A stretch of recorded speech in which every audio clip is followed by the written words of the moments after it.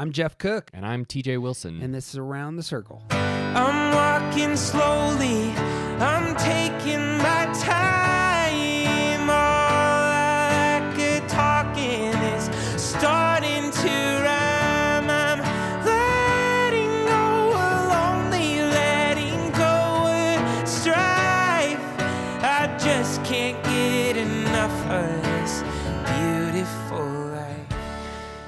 The Enneagram is a map of the human personality. It's a tool for navigating relationships, creates language for what motivates us, and helps us look at the way we look at everything else. Most importantly, the Enneagram's a mirror because sometimes you need help seeing yourself. My name is Jeff Cook. I'm a philosopher in Greeley, Colorado, and with me is TJ Wilson, businessman, lover of theology, and Enneagram ninja. Hello. My man. Hey. So, hey, what's shaking? I don't know. My headphones are really noisy today. I'm just hearing a lot of my movements. But Thought it was the annoying nasally introduction I just gave. That also could be. I didn't characterized notice as noise. That. Yeah. I signed up to do a podcast, a philosophy podcast here soon. Yeah. On the problem of evil. Like 2 days before everything in the world began exploding with some very graphic imagery on the internet and the rest. Oh. And now I'm like, oh man, okay. And there's this one thing to talk philosophy. It's another thing to actually address all the things in the world. Yeah. I just recently rewatched The Good Place, which is a fantastic television show about the afterlife. And they talk about the trolley problem, but then they do the trolley problem. So we're like the magic man snaps his fingers and all of a sudden they're on a trolley and they have to choose whether they're going to kill 5 people or only one. And it's very graphic and hilarious. And it's like, this is, talking about the trolley problem in a philosophy classroom at a state university is very different from, being on a trolley and having to make that choice. Yes. Yeah.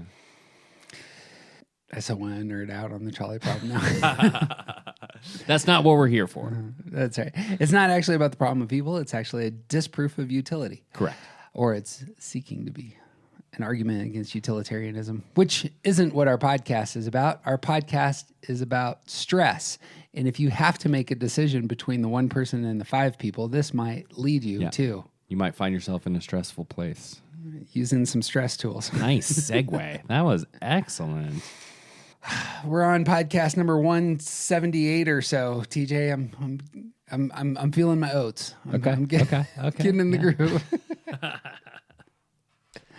Speaking about thoughtful people who can address the trolley problem, we get to the 5s.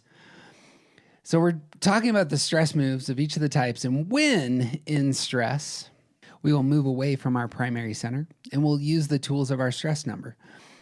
What that often means is that the underlying feeling of our stress number all of a sudden materializes. All of a sudden, we characterized it kind of like a blinking light on your dashboard.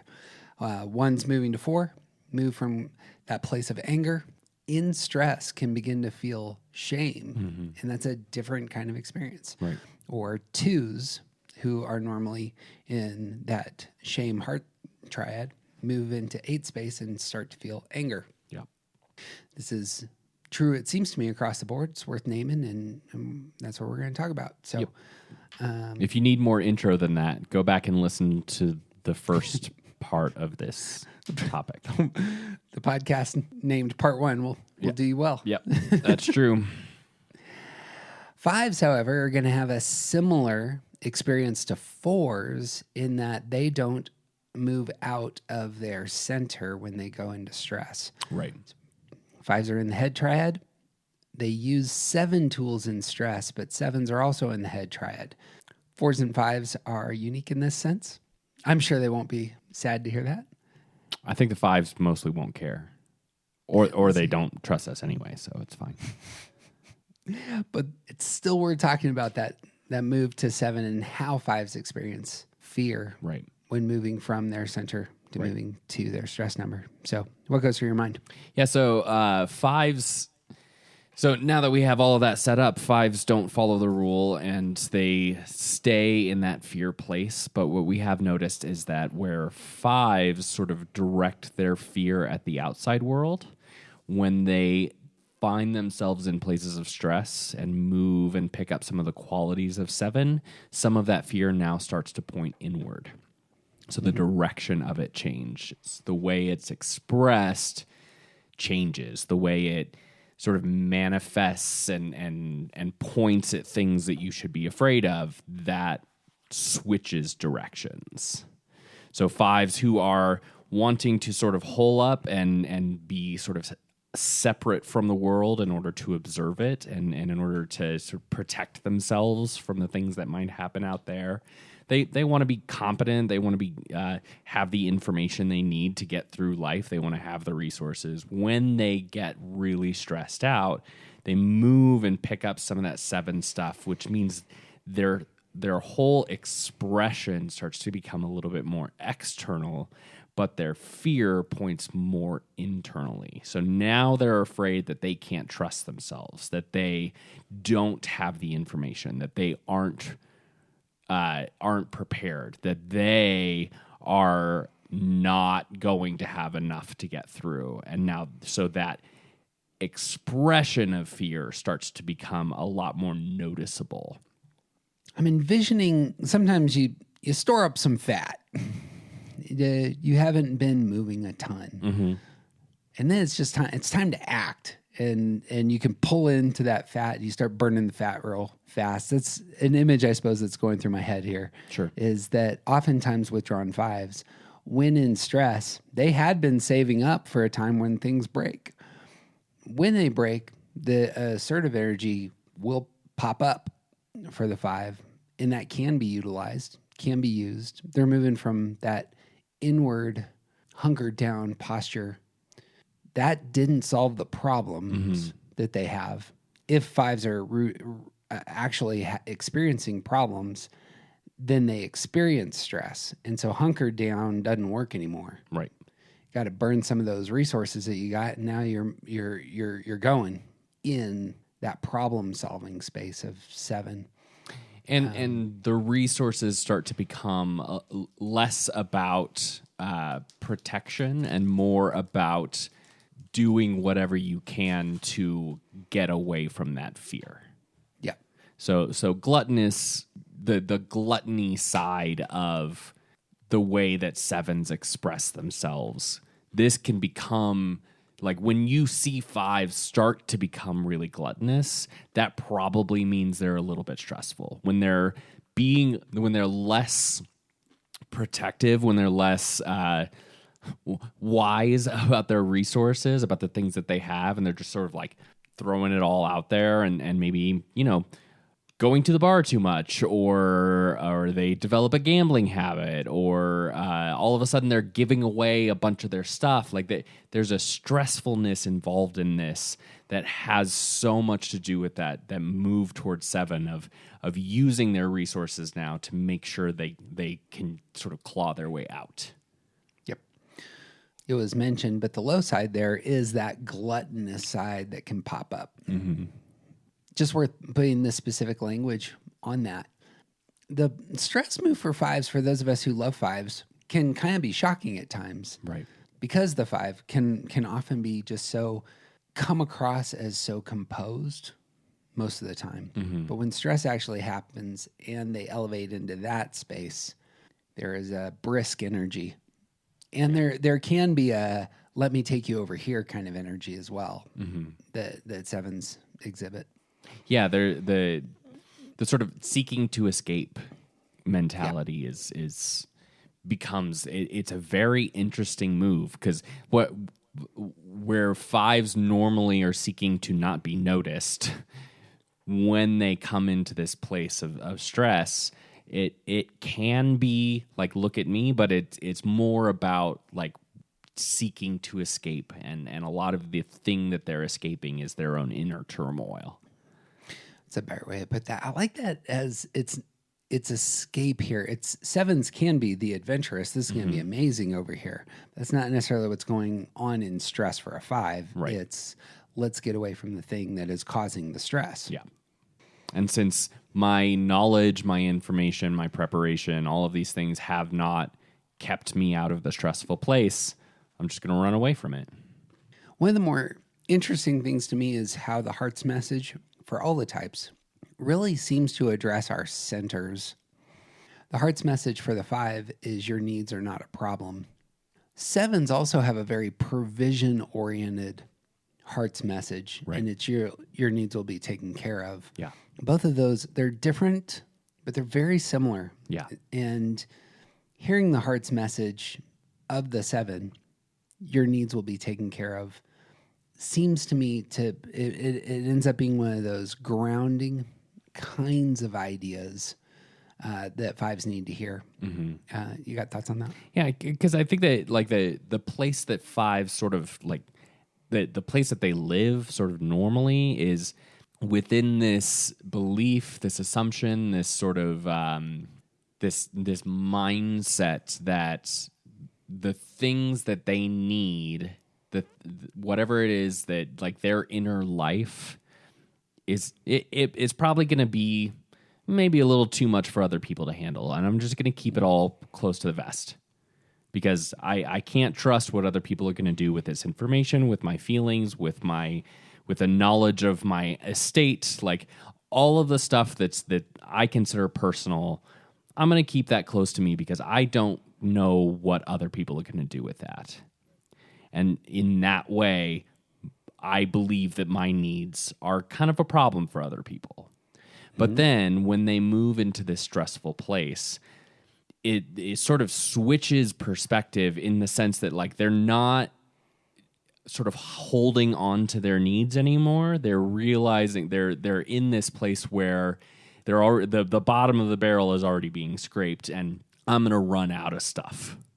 And now the message that I need to hear is that I can take these needs to other people. I can share this with other people because it's not that I can't trust them to behave appropriately with knowing that I have needs. Now it's I need their help to take care of myself.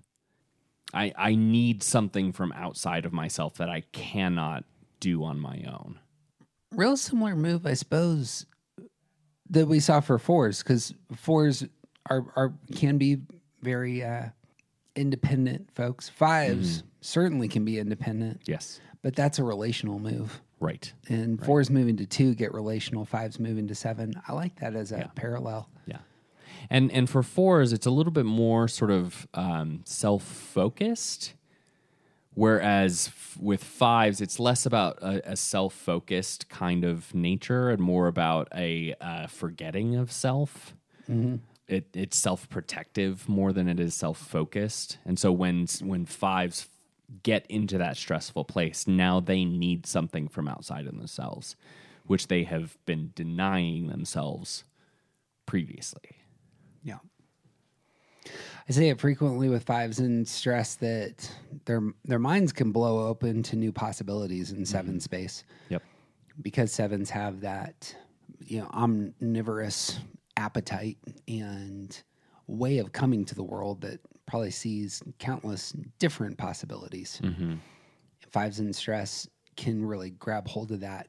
The move back to center, I think the clue to the move back to center is there. Yeah. 5s will focus mentally when moving back to center, and that's how you get regrounded. So with all the types except for 4s and 5s, it's going to be, how do I get back into my center, into my intelligence center? But here it's the movement from out there in this wide perspective to really narrowing this perspective, and then, being able to retreat with the knowledge again into a place where you feel centered. Right. And I think part of that is within the sort of confines of the way that 5s think naturally, the belief that they are seeing things from an objective perspective, when they find themselves in stress and zoom out a little bit and see a world of possibilities, the way that they focus is less Like it's like they don't have blinders on anymore, but they can focus a little more clearly. Like I think that the focus of being in average 5 space is a certain kind of focus, and then when they zoom out, when they hit that 7, they're able to see more possibilities, some things that are a little bit less fixed. And in even bringing in some of that imagination and the future possibilities and less of the past, now they can see maybe the way that I've been looking at things has been wrong the whole time, or like there's a myriad of possibilities of how this can be done. There's not one objective answer. Right. And so when they come back into center, they can focus with a little bit more broad of a perspective that helps get to the thing easier. Supposed to build on that. The one other tool at 7, which I hadn't thought of, is that there is some positive optimism there for 5s and 7 space of, hey, it's gonna be all right, guys. Kind of, energy that can come out. Yeah. But moving back to center probably means you're going to engage your head more with the problem solving. Yeah. There is a time and a place in stress for the positive spin. And that can come out of 5s actually in a very helpful way, I've found. Right. But you're moving back to center when it's like, okay, what's the data? What's the information? How are we doing this? Yep. Bang. Moving to 6s. The stress move for 6s is moving from 6 into 3 space. 6s are head triad. When they move into stress, move into 3 space, which is the heart triad. And so the relational dynamic, the underlying feeling of shame is going to emerge strongly there. You want to talk about the underlying feeling there for 6s and stress? Yeah. So I think that 6s are naturally sort of struggling with their thought life. They don't really do productive thinking, and they have a lot of relationship with their emotions, and in particular, but also their like what to do in order to. Since I can't think about what's appropriate, then obviously I'll just do something, and that'll get me the safety I need. And when they find themselves in stress, when they hit that place where things just aren't working and I don't feel safe, all of a sudden a lot of their sort of problem solving becomes much more relational in nature. And the way that shame plays in, it's not just that I didn't follow the rules, but it's that other people saw me not follow the rules. Other people are judging me. It's not just that I'm going to get kicked out of the group. It's that this person is going to out me, and I'm going to be publicly shamed, and they're going to walk me out of town, ringing a bell behind me, and like it becomes much more relational. Like the quote unquote failure, the lack of safety becomes communal in nature. And it becomes about the fear of being ousted from the group. What I hear there is that you're going to pick up some assertive energy there for sure. That feels like rocket fuel to me, that like the I've been exposed kind of thing will get you moving for the 6 in that space in 2 ways. One, the 6 will have the ability to say, hey, pay attention to me, look at me with some 3 tools. Here are the things that I've been saying for so long. Sure. But it can also easily become like now you're just going to become the jester, or the don't pay attention to the thing that's going on. Look over here, la la la la la la la la la, like the razzle dazzle kind of move. And it can be that in like that move in, especially in unhealthy stress, that move can be much more about securing my place in the group than doing what needs to be done for the good of the group. Oh, there you go. I hadn't thought about that. Do you think that there's a deceptive side that comes in? I think there can be. I think there's better access to that at 3 than there is in normal 6 space. If But- following the rules had gotten you what you wanted, then it would have worked. But Yeah. now you're thrown into this place where it didn't work, and so And you gotta. And it's not about lying. It's the focus changes from doing what you think is the most appropriate thing to do to doing what you need to do to make sure you don't get ostracized. Yeah, there it is. We've mentioned this in the past, but I think that it's very interesting that sixes have such a relational side to them when they're centered. But here in moving into stress, they're actually moving into the heart triad. Right. And I suppose in a future conversation that we have in an interview, we talk about this, that the secondary center should be seen as the heart for sixes. And so that might go together. Right. Well, and the move in stress is less like into the heart triad because remember the 3 is also not in good touch with their own feelings. Like they don't have a good relationship with their own heart center. So the move from being from unproductive thinking into unproductive feeling is still a sort of counterproductive move. Yeah, it's a good word. I meant it more as the awareness of other people's feelings becomes much stronger in 3 space. I suppose that would just be my intuition. Because you would begin receiving the world in that space. You know? Right. Well, I'm hesitant to say that's how you start receiving the world that way when you move into a stress place. Okay. I think that might be a step too far. Okay. But the way that 3s see themselves as like the 3 lies, 3s believe that they are what other people say about them. 6s believe they are what they have. When 6s are in stress, it's a little bit easier to think that the thing that you have is what other people say about you. All you have is your reputation. Real similar, it seems to me, what from 6s in center, I always process it as 6s saying, I am the community that I've earned. Mm-hmm. It would be as like I am my reputation. I am the community I've earned. But I've earned Seems my similar. place in the community.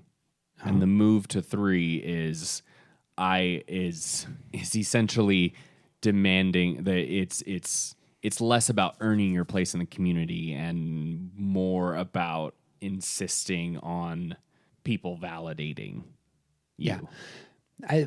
I suppose I see that more as a safety net, I fell off the high wire, as it were. Mm-hmm. What's the one thing that's going to catch me? I need to make sure that people think something about me Yeah. that will catch me and Yeah. allow me to get back up on the wire. Yeah. Something like that. Yeah. I don't know if that works, but well, we kind of hit it. The passion for 3s is deceit, and that's not, as was said, it's not straightforward lying. It can be, spinning things publicly so that you look a certain way, Right. And that's been hit. Well, and one thing that I've noticed a lot with 6s, particularly in average to unhealthy space, like 6s will insist on like that their assumption is that whatever you say to them is you're mad at them for doing something wrong. Like I had an interaction of several weeks ago with someone where it's like I said something about the thing that they needed to do, and they immediately assumed that they had previously done it wrong when we had never had a conversation about it, not once ever. So how, like, you're not in trouble for something that's never come up before. That's just not how this works. Right. And so the move then is like moving into this place where it's almost easier to sort of like hide the things that you think were a mistake. Like 1s and 6s, I've noticed a lot, offer up the things that they've done wrong. Like they want to make sure that you know that they did something wrong and how they're going to correct it. Mm-hmm. And when 6s are more in that stress place, they may be less likely to show, like, to acknowledge these things and maybe, gloss it over with a little bit of like, don't look over here. And it's less about deceit and more about protecting the image. I hate to say that can be helpful, but if you're in center, sixes are going to struggle with doubting themselves. I mean, if you can grab something there in three space that's giving you some elevation of your self-worth, maybe that's the dark side of self-worth. The high side of self-worth would be something like the heart's message. Phrasing on the heart's message for threes, which sixes can get picked up. Here's the thing about the heart's message for threes. There's so many different phrasings of it, but the heart comes out in saying to the three, you're valuable before anything else you do. Yep. And the things you do are amazing, but before you do them, you have to know that your worth is, unsurpassable. Right. You are praiseworthy just by existing. And then also you do a bunch of really great things. We love the things you do. Yeah. That's not where your value is found. Right. And I suppose sixes, again, safety net, like that's a fantastic thing to hear. If the six who naturally may doubt themselves and is falling into stress and is in this assertive position and needs to hear something in that space, just being reminded of their unsurpassable worth. Right. And yeah, you have value apart from everything that you've ever done. And like the group wants you here because they like you, not because of the ways that you keep the group together or any of the things like that. Yeah. You know what the group can say to the six in that space is, do you realize all the things that you have done for us here in the past? And there's a tool that you can grab at three. Threes actually can access the past. Right. Whereas sixes, when they're centered, have a very difficult time getting into their past and what they've accomplished and all that they've already invested in the tribes that they care for. Right. And also threes have no problem receiving praise. Sixes really struggle with receiving praise. Yeah, that's a good one. My partner is a six, and she makes a lot of our food. Like we share a lot of chores, but she makes most of the meals, and literally without fail, she tells me what didn't go well with the meal before anyone's tasted it. It's like, here are all the things that I did wrong. And it's like, what? Why would you just lead with that? Another image of confession going on there. And when I say, no, it's great. Like, she talks about the things that went wrong and how it would be better if it had gone right. And it's like, this is really good. Can we stop at that? And she cannot receive praise. Threes have no problem receiving praise. Yeah. And when sixes find themselves in that stressful place, receiving praise might be a thing to help remind you of your security. Mm-hmm. Two things go through my head on this. One, since I'm similar on this front, receiving the praise can be very valuable in that stress space. Mm-hmm. But as you were saying, it's not necessarily the thing that works when you're not in stress. Right. But in stress, perhaps you're open more to it. Right. And you brought it up earlier in terms of that confessional posture of ones and sixes. I don't know if twos are this way as well, but of saying these are, because we're earners and because we're thinking repressed and actually because we're reactive, we're getting all that stuff out here. Mm-hmm. And then I'm going to read your reaction to the thing that I'm presenting you. I'm going to tell you, here are the things that are negative about it. May not be able to do the positive, but when you react to the negative, then I can at least engage that. Sure. So I had a conversation with one in my office just a couple hours ago who was telling me some of the terrible things that they had done recently as the beginning of their conversation. And that was exactly it. I just want everything on the table just so it's all out here. Yep. It's out of myself. So for ones, it's, obviously I don't want to be corrupted. And so here I'm just going to throw up on the table and just get all the toxicity out there. Yeah. That's not how sixes work though. They're confessing for a different reason. Yeah. Yeah. It's because they think they did something wrong and they're about to get in trouble, and they want to acknowledge that the thing that they want to acknowledge it so that they know that they're in trouble. It's like, well, no, but you're not in trouble. I don't understand how you got here. I know the rules that shouldn't be broken, Yeah. and I'll do better next time. Yep. Not so much paprika in the chili. Right. I know that there was too much paprika. Yeah. So, TJ. Yep. And man, do I not care.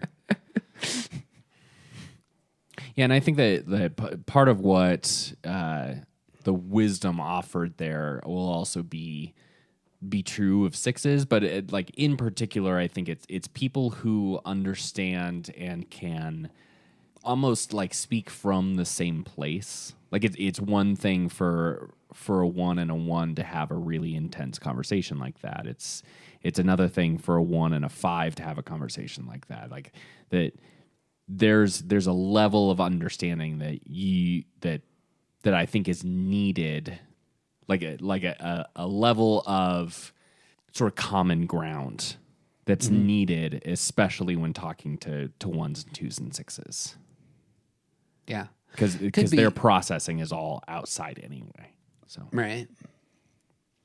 Yeah. Could be. Yeah. I think there is. So my toolkit often is confessional in nature in terms of saying I've done X, Y, and Z. Also, I know what this feels like, etc. But on the toolkit side, I don't think it's a bad thing for, I suppose, for other types in my life, speaking into my world of shoring up someone's foundation. right. Be they a 1 or somebody else, that can be quite helpful. I mean, especially with folks who don't know Enneagram, and if you have kind of a guess on people, I don't think it's bad form at all to cite the heart's message over people, in order to maintain connection, speak the language that they would appreciate, to love them as they want to be loved. Right. So I had a boss who was a 9 who I had such a difficult time with, and trying to reinforce their value in the department by speaking that their presence mattered was something that I knew I could say, didn't get a reaction that I would have expected, but I know that it's still creating channels of trust. Yeah. And for what it's worth, I don't think that's a bad strategy. Right. And maybe there was a 7, or he was a 7. So I may have said 9 and 7. And so I made sure to do both heart's messages. Just in case. One of these will cut. Yeah. Anyway, 6 is getting back to center then, though. Once they are, their value is shored up in the rest. That can be a very mental process. Engage your head is what the 6 needs to do. If you want, in getting out of stress, moving out of that emotion center, get into your head again. And that's they have a better access to clear forward thinking when they pick up those tools at 3. Yep. Once you feel like you're amazing, you might be able to to start thinking about, okay, here's what we're going to do about that. what's going on. Yep. Yeah. That feels good to me. So, Yeah. bang, 7s. 7s move into stresses. They're going to move into 1 space. So they're going to be moving away from those inward-oriented fears. In 1 space, they're going to pick up some anger. That can be I think frustration at ideals not being realized and anger, those can kind of blend, and that blends for 1s, but I see it blending for 7s as well. Mm-hmm. And sprinkle in a healthy dose of resentment. Yeah. Of all things, I know that 1s can be resentful. I actually characterize 7s more in my head with resentment than I do 1s. Because I think that when, like, 7s do so much work to escape their negative things, which includes their stressful place. Yes. Which means they're running away from it, but it does not mean it actually goes away. Right. Because the stress follows you. And so the way that resentment sort of like there's a much better chance that they're mainly picking up the unhealthy things at 1. Yeah. because they're spending so much of their energy intentionally trying to escape it that they're not paying as much attention to what's there and what's happening to them. It's good. Also, there's not a lot of sharp edges to sevens at their worst when they're centered. Yeah. But like the things that'll actually cut you probably come out when there's a little bit of stress there. Mm-hmm. You know what I mean? Yeah. Some of the biggest issues when they're sort of in center and not stressed out is their gluttony, which is mainly affecting them, and their inability to stay still and to finish things, which is like it's not a sharp edge because they're already gone. Right. Yeah. It's more of it can be an annoyance, I suppose, for especially if we're depending on the seven. It's just like, oh, come on, man. Yeah. But like the sharp edge, it'll jab you when comes out when all of a sudden the seven turns and stabs you in the side because they're so sick of pulling your weight or trying to pull you into the thing that they think is the best possible thing. It's another parallel. It's exactly the same way for twos. And if you were to look at the Enneagram circle, they're on that same. They're like fours and fives. They're at the same level, as it were. They're on the edges of the positive outlook triad. Yeah. And so when hitting stress, that's when twos go to 8. That's when sevens go to 1, and then the anger materializes. Yep. And there's your blinking light. Yep. Yeah. And now sevens who are normally positive outlook, want things, want everyone to enjoy life, thinking about all of the future possibilities and like what's next and what's coming and what can we do, like big ideas, and like we all want to have fun and find themselves in that stress. Some of the things they pick up there at 1 is like, we have to do it a certain way and there is no other option. Like the sevens are not black and white except from what they get at 1. Right. Yeah, no, they can grab hold of some justice-oriented thinking. Mm-hmm. I've been done wrong. Yeah. Kind of thinking, or you all are screwing this up kind of thinking. Yep. Y'all have shackled me to this and you're doing it wrong. Yeah. You have shackled me to this. It's right. Well, the resentment can be there. There's also the anger that goes inwards. Mm-hmm. For a 7, I say this all the time, so I don't want to be a broken record here, but especially if your gluttony breaks things, then you start blaming yourself. Right. And that can be just a clear move that 7s may experience. Mm-hmm. And I think they also can pick up some of that I'm a bad person kind of mentality. Yeah. It's like, I don't deserve to be happy.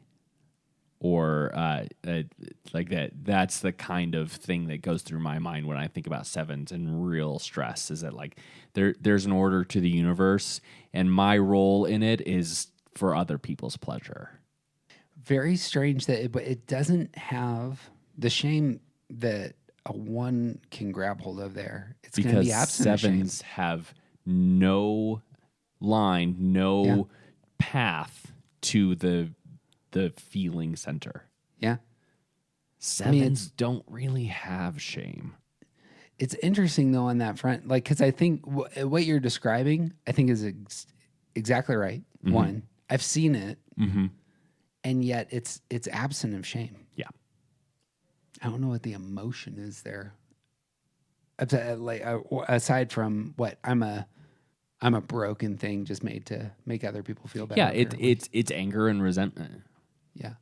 Well, it's not even resignation. It's I don't understand why I don't get to have nice things. See, that is it. I mean, that's a good way of contextualizing the resentment there. Need some Heart's message spoke over you in that space. Heart's message for 1s is you are good. And it's similar to 3s here. You're good before anything you do or accomplish. Like your very being is good. Like it's not simply the valuableness But even like it's a functional in the way that you're talking about, like you're made good. And you're made not just made good, but also made whole and with purpose. I think it would be really easy for sevens to feel like I've heard people say this, especially when they are trying to get healthy and the people around them are upset that the dancing monkey isn't doing its tricks anymore. Sevens, if they can find it at one, sevens can get into that heart's message in a way that helps them sort of get out of the funk that makes them feel like they are a dancing monkey. Right. Like you're good, you're whole, you're made with purpose, and you aren't here explicitly for someone else's pleasure. Seems like fives and sevens can have that nihilistic side to them that nothing has meaning, and that's something positive sevens can really pick up in one space. Yep. There is an order to the universe. That's part of where ones live. Different kind of idealism that will pop in there. Yeah. So yeah, I like that. When I was saying functional, that idea of function and purpose and wholeness, these all go together. I think the word whole actually is maybe a better word to incorporate into vocabulary about one's goodness. Is a helpful term sometimes, but sometimes it lacks meaning. Yeah. What do you mean by good? Yeah. Can be tricky. Whole, I think, has a better picture to it. And I think you're right in terms of what that communicates. The getting back to center then is intuitively, if the seven feels that way, they have, can shore themselves up and re-engage their head, move back into that future space. If you have meaning and purpose, and then you move into that space where you are using future tools to dream up the next thing, that can be a really powerful combination. Yeah. Well, and it also may be the case that they pick up from one and move back home, and the thing that they get when they come in the door when they get back home is, okay, I can fix this now. Like my house is a mess because I made it a mess and I can fix it. Yeah. And it's going to take hard work, but I'm just going to do it. That's one of those things that you can, that actually describes some living in one space, perhaps on the high side. Like when you come home, your house is a mess and you get to work now putting it in order. Yeah. You don't like it. Nobody likes living in their stress number, but it sure is helpful there for, a day or two. Yeah, right. Anything else on sevens? I think I can't remember if we talked about this with fours. I know it came up with ones, but like the fact that sevens are future, like hard into the future. They are focused on what's coming ahead.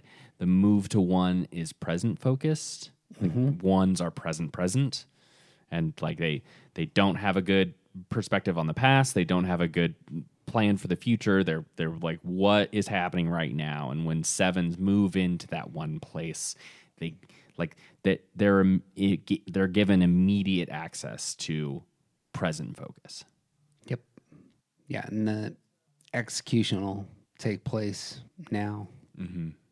To I imagine in a way that makes things comfortable again. Yeah. Yeah. Is comfortable the right word there? More like brings the things you want within reach.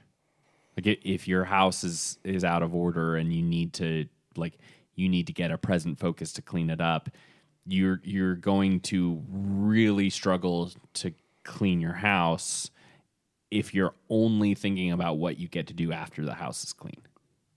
Man, this metaphor is really doing some work for us.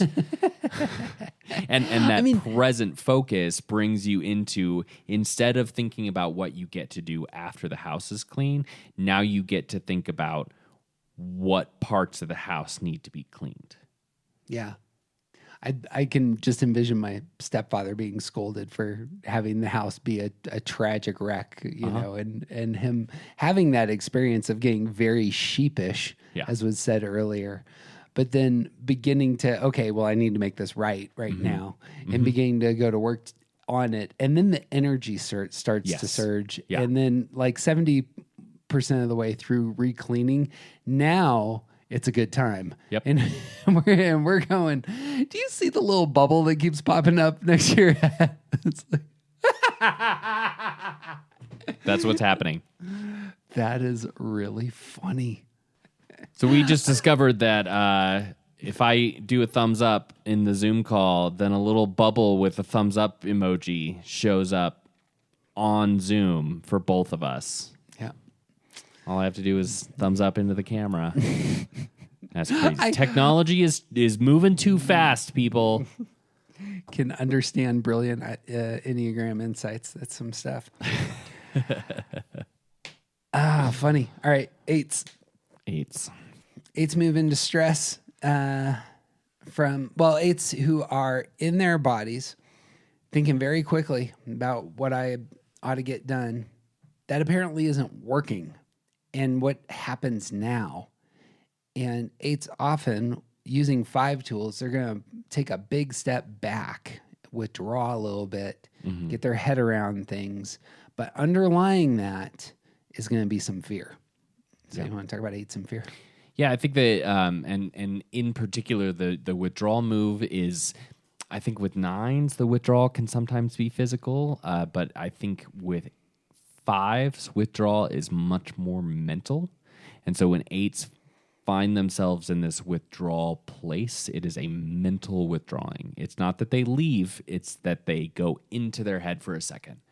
Instead of doing all of the things because they believe they can order their world, now they sort of like retreat into their mind and spend some time there, and then come back out of that into the natural world again. I think that it has been reported that this move for 8s is usually very, very quick, which makes sense because 8s are already really fast thinkers. So if they're going to go into the headspace, it's almost like it's the thing that's fast is now being sped up because it's being given an extra dose. And they come into that space and address the fears that may have already existed, but they didn't believe. Like now all of a sudden they find themselves not knowing what the plan is to address this. Like normally where they live, where they are at most of the time every day, is that they can do something about whatever problems are facing them. And so much of their frustration with other people in the world is, why don't you just do the thing that you need to do to solve your problems? Like that, come on. That's all it takes. Just take care of it. Just do the thing that you need to do. That's where 8s live. They believe that they can change the world to be how they think it should be. And when they cannot execute that is how they find themselves in that stress. So the move into that mental space is not about literally stepping back, but about like taking your hands off the wheel for a second, because you realize that you aren't driving in the right direction. I want to picture a second way that I see 8s and the withdrawal move. Yeah. I affirm all of that. Had a conversation with a wonderful woman on in our Zoom group who spoke about how 8s commonly will pick seats in the back of the room, during a conference or something. Sure. And I was thinking, well, this is about control. You may want to leave, and one of the things that I'm seeing with my child on this front as well is just the step back comes paired with vulnerability, the sense of vulnerability. Okay. This is a place where I'm not feeling comfortable at all. And on the action side, I can't do anything assertively. my action to protect myself is going to be to take a big step back. I'll look intimidating. I may have my porcupine quills out, as it were, but I'm sitting in the back now. And there's almost, in real stress for eights, I can see the burrowing starting to take place. Like I'm finding holes to retreat into, and this is my hole kind of thing. Or again, in a future conversation with Joey, she talked about stress being when she hits stress, she just goes to bed. Sure. And I have my space that I control, but it's a retreating, potentially, this is what the longer version, as opposed to the quick move to stress, get your head around something, move back into space. I suppose that's what I'm seeing when an 8 actually doesn't feel comfortable, may feel vulnerable, certainly doesn't feel like they're in control. It's I'm going to sit in the back of the room and observe. Almost like a removal of my energy and my potential leadership. There you go. And my the things that the ways in which I manage the world around me. I'm going to lift that hand for a moment. That's it. You're divesting in the world out there. I'm gonna hoard my resources. Yeah. I think resources become a big deal for 8s in stress. Agreed. That's a good call. And I think that's part of the thinking, is because my energy has not accomplished my goals and moved me into a stressed place, because now my energy is not protecting my vulnerability. So I have to reassess how to use my resources, which includes my considerable amount of energy, in order to move forward. Yep. Oftentimes, so there's I think a lot of times we see 8s who are in the world getting stuff done. And that's most obvious to me because it's the thing that affects me. This person is doing things. Right. Some 8s are going to use their considerable amount of energy to just make sure that you never hurt them or get in their space. Right. And that may be a little bit more undercover, Right. And not necessarily even a stress move. True. Yep. Yeah. I am what I do, and what I am doing is making sure that I have my space laid out where you don't bother me. Yeah. And I have agency. Yeah. I am what I do, and what I'm doing is living inside this castle surrounded by a moat. Yeah.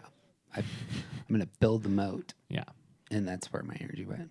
Yeah. That can be, you can see as we're using those metaphors, how 5-ish some of those metaphors are. Yeah. There's two big things here. One, the hoarding side there is, it's the passion for 5s, as we were saying. Right. Yeah, and I think that 8s are actually like fairly generous. They may not be overly generous to everyone, but to the people that they care about, the people who are anyone who they think needs it, they are willing to share anything. Right.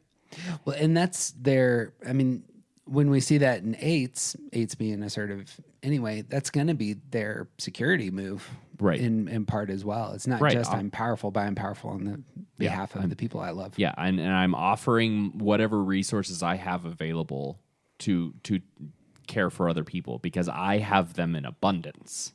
Yeah. Because I take care of myself and everything's fine on my side.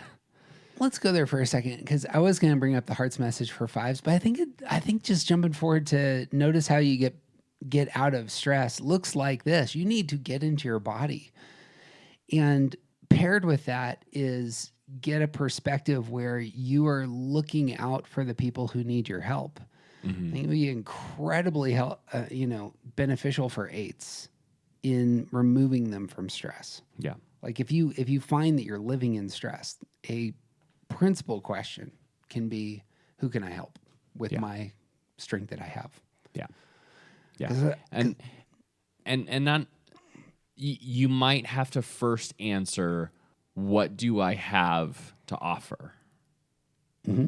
And then find the people who need it. Mm-hmm. Or it may work the other way around. Who needs help? Can I offer them help? And then move forward. Yeah. Thing that has been just the game changer for our family is my oldest discovered a business in town that does board games. When they go, they're not only the most knowledgeable, they just have this mind for memorizing all the rules. But my kid is an incredible teacher. Yeah. And very quick, very thinking, and will get in spaces where, you know, they're the oldest one, the most knowledgeable one. And all of a sudden their energy can shoot them forward out of that self-protective place. Right. Yeah. Yeah, that's the kind of like here's finally something that I have to offer that other people need. And here's a place where I can offer it. Yep. Yeah. At that point in time, like they're not vulnerable in that space. That's the thing has been core for us. So if they're instructing elementary schoolers, you know, they're just not going to get hurt. Right. There's no expectations on them. There's just, would you help me get from here to there with this game that you've memorized? Right. And that could be the heart's message for fives is your needs are not a problem. And you'll notice just how that speaks into that withdrawn space for an 8 who has gotten beat up a little bit and has to take a big step back. Yeah. And even like there have been other types where we've mentioned this same idea, but like people who are naturally like independent is too small of a word for the way that 8s sort of move around the world, because it's not just about independence. It's so much more than that. And when 8s retreat, when 8s withdraw, when 8s move into that stress place, it becomes a little bit isolating. And part of that isolation is because I need to protect the inner me. And the message that they need to hear inside that cave is that it's okay to have an inner me. It's okay to have feelings and needs and to feel, it's okay to feel hurt. It's okay to feel lost. It's okay to have these feelings, and other people have them too, and other people want to help you. Yeah. I think that's spot on. And obviously it can take really getting beat up to get to the spot where an 8's open to receiving help of that sort. Right. And I think a lot of 8s experience some of their worst selves when they experience sort of the opposite of that, when they feel like they have to pull back and retreat and hold on to all their things, and that they don't have, like, when they can't do anything about the things that are going wrong in their lives, that is the place of stress for 8s. When there's nothing to do to solve these problems, when you have done all of the things that are possible for you to do to solve these problems and you just can't, that's the place of stress. And that withdrawal comes from like, oh, I don't have anything to give anymore. I've exhausted my resources and I need to shore them up. And part of the message that 8s need to hear when they've run out of ways that they can attack the problems is to know that problems are not necessarily something that you have to do on your own. Problems are not, like, everyone has problems, and you may not be able to fix this on your own. It's perfect. Having other people help you in that space, obviously give you a little lift also, can help move you back into your body. Yep. The problem is, in theory, solved at that point, and you have a little bit more leverage, re-engage your body and physicality and move forward. Boom. Brings us to the 9s. 9 Last stress, but not least. certainly not least. I don't know if we said we were at a Enneagram conference in which the teacher went around the circle and stopped at the 8s and forgot the 9s and then had to go back on stage. I'm not gonna lie, I have actually encountered that several times in conferences, in podcasts, like people start with one and run out of energy before they get, or like they get distracted before they get to nine. And like nines are the only ones that are missed. And we're the ones who believe that our presence doesn't matter. And this, it's Both. as much as it hurts, it's also hilarious every time it happens. Both the irony in that your presence doesn't matter and the fact that they ran out of energy. Yeah. Yeah. It's great. So funny. Well, not here. I'll tell you that much. Nines are going to move to 6 in stress, part of the body triad, but they're moving into the head triad. And so the underlying feeling for nines is going to be fear.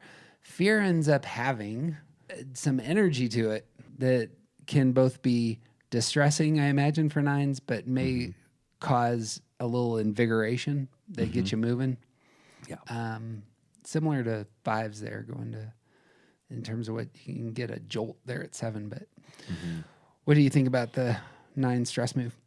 Yeah, I obviously can't speak for all nines, but I don't exist with a ton of...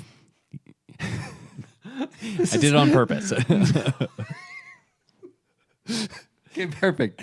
I wanted to put, I spit out my water because I think the last 12 interviews I've heard with nines, I don't want to speak for all nines, yes, but yeah, but my experience has been that there's just like it fear doesn't really resonate with me normally. Like I don't carry fear around in my day-to-day life. Like that's not part of how I navigate the world, because I know I'll just like go along with whatever's happening. It's fine. It's gonna be fine, everybody. It's gonna be fine.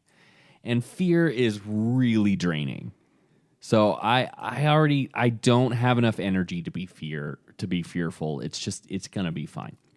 So when I find myself in stress, encountering that fear, and particularly the kind of unproductive thinking that comes with 6 and fear and doubt, is like that's the place where I know that I'm in stress. Like that is like the blinking red light on the dashboard when I experience the kind of fear that I have come to know from my lovely wife, who is a 6. Then I know I'm in a stressful place and I have to figure out why. Positive spin isn't working. Right? It's not. And everything's going to break. And then the chaining comes in, and then the like all of the other things are going to break. And it plays back into this sense of connection. So like it's not just that everything's going to break, but everything's going to break and it's going to destroy all of my relationships. That last one's interesting because there's the self-doubt as well. Because why would it do that? Well, apparently you're lacking something, yeah? And my presence doesn't matter. Yeah. Oh, there you go. Yeah. The doubt is targeted at that underlying fear. If this thing breaks, then my presence doesn't matter enough in these people's lives to last beyond the break. But there really is like a very clear that move from sort of being asleep to our anger and just trying to like maintain the peace and like live in a sense of harmony. 9s find themselves in stress, and now our world is disharmonious. And like what about all the things that might go wrong? What about the things that, and not just the things that might go wrong, but also the ways that I'm going to mess things up?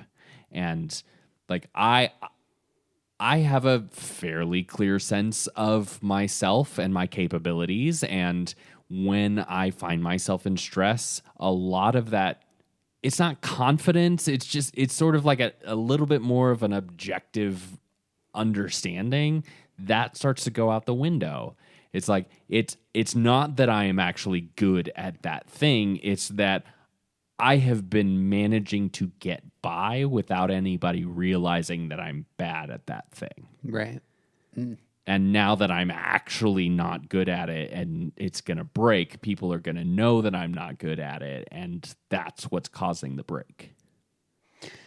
Heart's message speaks, I think, into that, depending on how you phrase it. This is, again, one of those things that I've heard a handful of different Heart's messages for sixes, but I suppose the one that pings for me most is something like "you're enough," or it's shoring up your value and worth and abilities, Yeah. in a way that reminds you have what it takes, kid.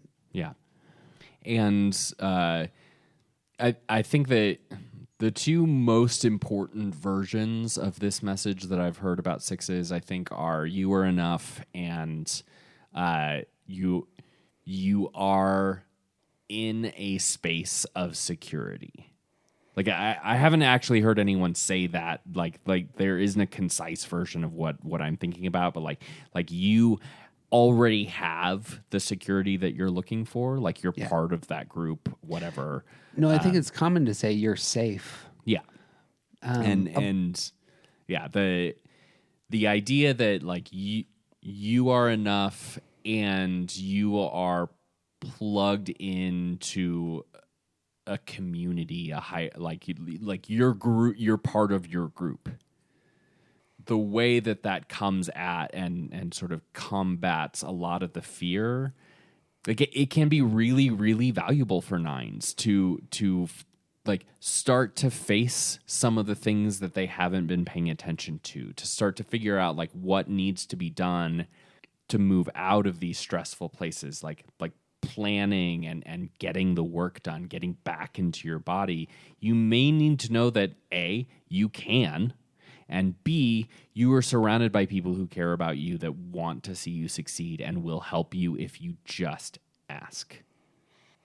I would be real curious what listeners think on this. I think the discussion of "you are enough" versus "you are safe" is one of all things I had with Joni, and she wanted to move off of the safety image, partially because the Heart's message here for her, I think, wanted to be, again, about her ability separate from the tribe. Like the self-doubt needs to get confronted in the Heart's message.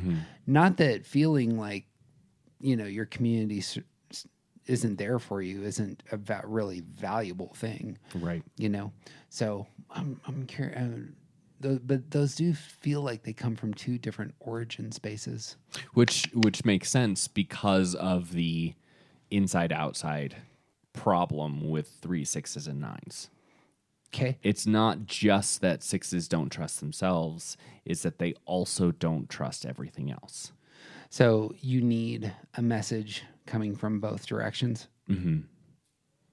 That would work. And that's part of the it's similar with 3s and 9s. 3s, like you have value outside of all of the things that you've done.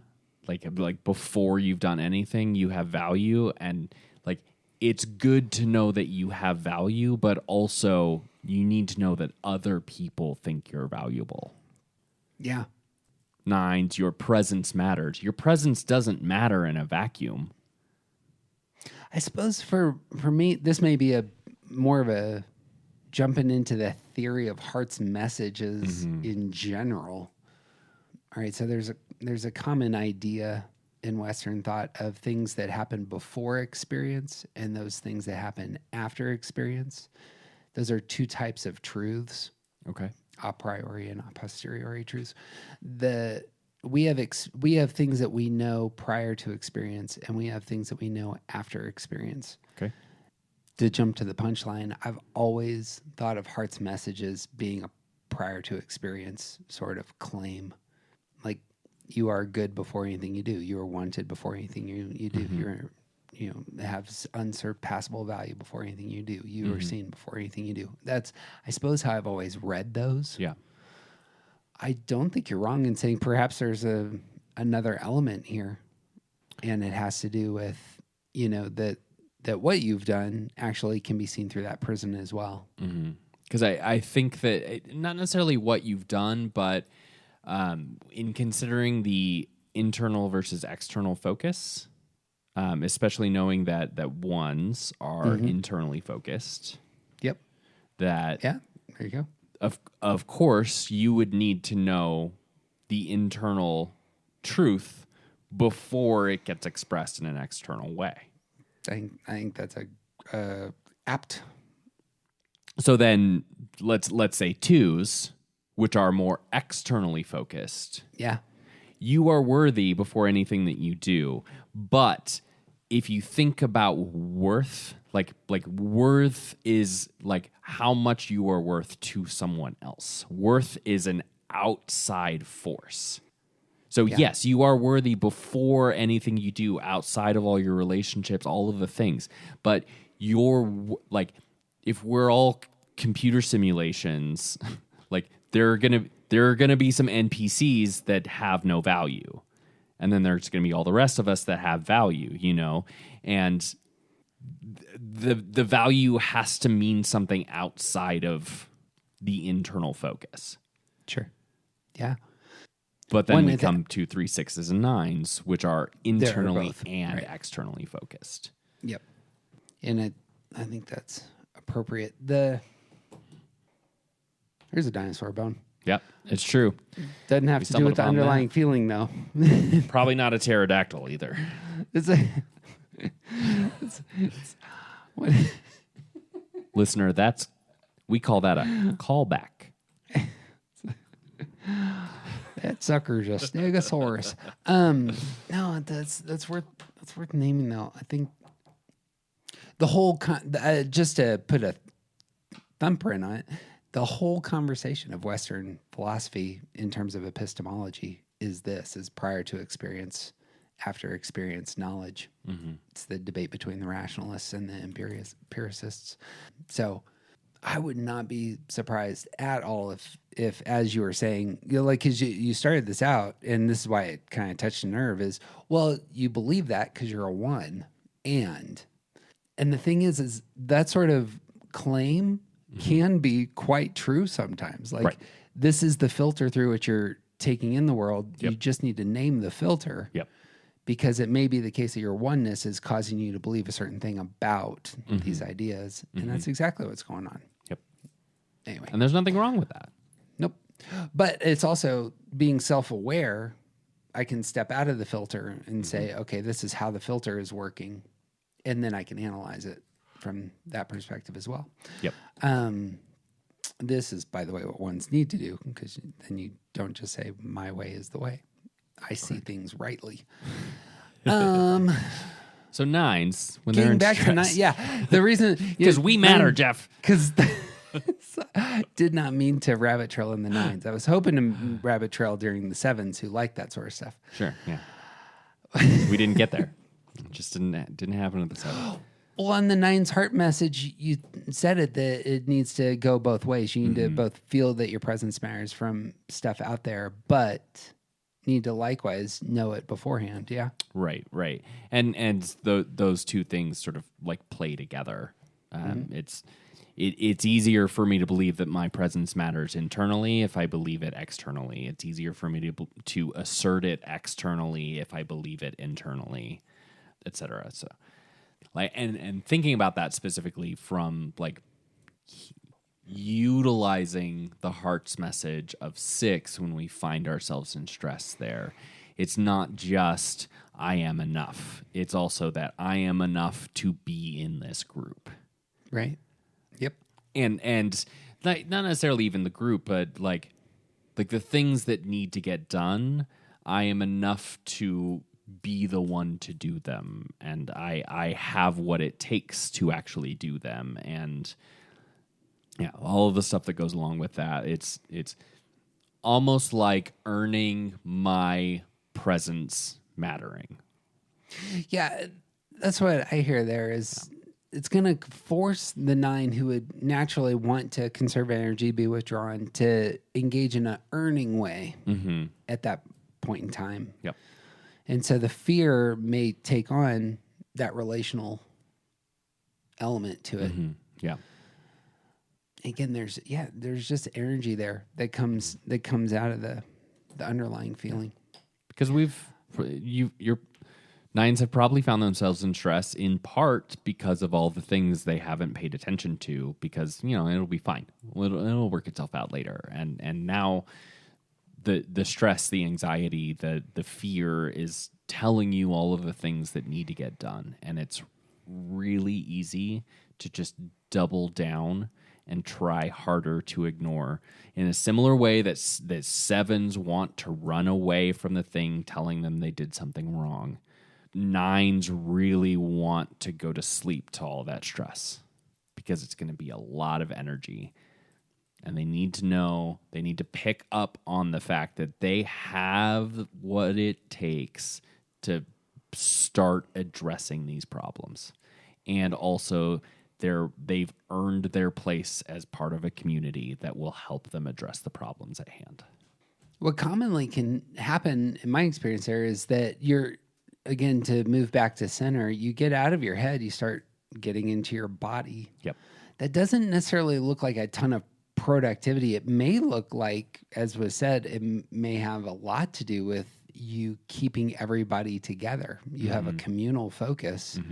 And here's your role is to make sure that everyone sees one another, understands one another, that connections take place, and that your energy ends up being translated into that space. Or even on another front, nines are so often the behind the scenes kinds of people who are doing the things to connect everyone.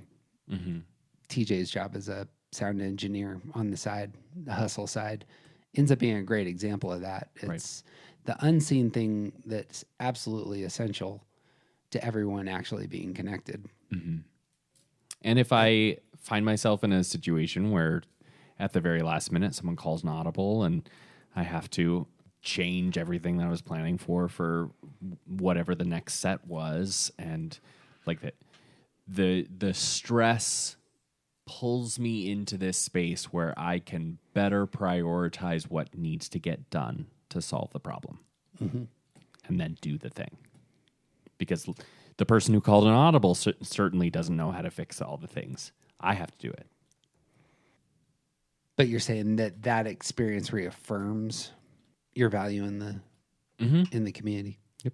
They can't do it. Somebody has to do it, and I can, and I should. Bang. All of that's solid. You got anything else? I don't think so. Well, that's it. We went around the circle. I like that topic. I think that matters. Yeah, me too. Well, friends, it would mean the world to us if you shared this episode with somebody that you love, preferably. You know what? This is one of those topics I think that's really worth talking about with people that you care about. We've said this a handful of times, but like really, once you find your type, the best thing you can do is find somebody else who knows their Enneagram type and just talk about your two different numbers, or perhaps your two shared numbers. Yep. And this seems to me to be just one of those topics that's got legs. And I also think this is one of the ones that it's much harder to give like a clear and concise, like this works for everyone. Yeah. Like that, the farther you get into the depth of the wisdom, the harder it is to say this is how all nines are, or most nines, or some nines. Like it gets much more personal when you talk about your own experience in stress with your stress type's underlying feeling. That's something you need to suss out for yourself. Yeah, that's exactly right. And if people that you care about don't know their type, we have a tool for that. That's true. Go to the Start Here podcast. Just look up Start Here Enneagram. TJ, we just passed 10,000 listeners on that. Like people who have taken that material, listened to that material, gone through that material. Anyway, Malcolm really Gladwell says that we're experts now, right? That's it's something like that. But it's a good place for folks to jump in if they don't know their type or just getting into the Enneagram or want to just, check to see if they got typed correctly. That was a big thing actually recently. I had a friend who their spouse thought they were a 5. They were actually a 6. They got, that podcast was helpful. Good. And that was good to hear.